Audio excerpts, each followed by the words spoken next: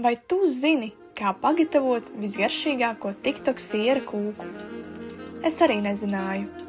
Bet vai zināji, ka brīvprātīgais darbs var palīdzēt pagatavot visgaršīgāko siera kūku? Sākumā tas šķiet kā mazs solis, bet katrs uzdevums ir jauna prasme un pieredze. Katrs projekts ir kā iespēja papildināt savu CV. Tā ir vieta, kur var mācīties, kā strādāt ar cilvēkiem, uzņemties atbildību, risināt situācijas un saprast, kas tev patīk. Ja nezini, ar ko sākt, sāc ar brīvprātīgo darbu, jo katra siera kūka sākas ar pirmo sastāvdaļu. Brīvprātīgais darbs ir iespēja iegūt pirmo pieredzi.